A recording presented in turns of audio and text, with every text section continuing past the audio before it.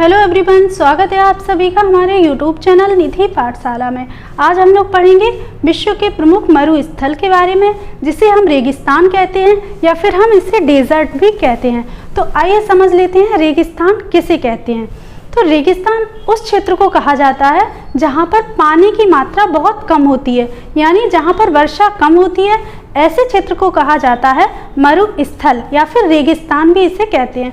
तो आइए समझ लेते हैं रेगिस्तान कितने टाइप के होते हैं। तो मरुस्थल को हम दो पार्ट में डिवाइड कर सकते हैं, यानी एक तो होते हैं गर्म मरुस्थल और दूसरे होते हैं ठंडे मरुस्थल। तो ये दो कैटेगरी में इनको डिवाइड किया गया है। इनका हम एक एग्जाम्पल लेते हैं। तो गर्म मरुस्थल होते हैं जो, उसमें आ जाएगा सहारा मरुस्थल जो कि अफ्रीका में स्थित है। उसके अलावा जो थार मरुस्थल है जो कि भारत और पाकिस्तान में विस्तृत है, ये भी हमारे गर्म मरुस्थल का एक एग्जाम्पल है। उसके अलावा जो ठंडे मरुस्थल हैं उसमें आ जाएगा अंटार्कटिक मरुस्थल जो कि अंटार्कटिका में है, और दूसरा है गोबी मरुस्थल जो कि चीन मंगोलिया की सीमा पर स्थित है।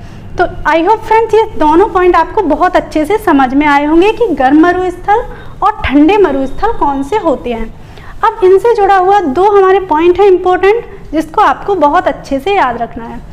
तो हमारा पहला पॉइंट हो जाएगा जो रेगिस्तान में पाई जाने वाली वनस्पतियां होती हैं, यानी जो मरुस्थल क्षेत्र में जो वनस्पतियां पाई जाती हैं उन्हें कहा जाता है मरुद्भिद वनस्पति, यानी जीरोफाइट इसे इंग्लिश में कहते हैं। तो यहाँ से क्वेश्चन आपके एग्जाम में बहुत बनता है, तो आपको बहुत अच्छे से याद रखना है कि उसे कहा जाता है मरुद्भिद या फिर जीरोफाइट। तो ये याद रखना है। इसके अलावा नेक्स्ट पॉइंट है जो हमारे रेगिस्तान है उनकी कुछ विशेषताएं हैं, यानी रेगिस्तानी पौधे होते हैं किस तरीके के वो पौधे होते हैं।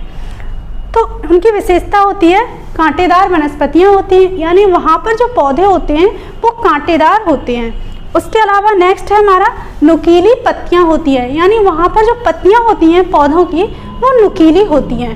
इसके अलावा इनकी गहरी जड़ें होती हैं, यानी ये तीन विशेषताएं उसकी खास तौर से हैं जो कि रेगिस्तान में पाए जाने वाले पौधे में पाई जाती हैं। एक तो होती है कांटेदार वनस्पतियां होती हैं और नुकीली पत्तियां होती हैं, उसके अलावा गहरी जड़ें होती हैं। तो आई होप फ्रेंड्स ये रेगिस्तान के बारे में जितने भी पॉइंट थे आपको बहुत अच्छे से समझ में आए होंगे। तो अगर आपको हमारा वीडियो पसंद आया है तो आप हमारे वीडियो को लाइक कीजिए, हमारे चैनल को सब्सक्राइब कीजिए और शेयर भी कीजिए।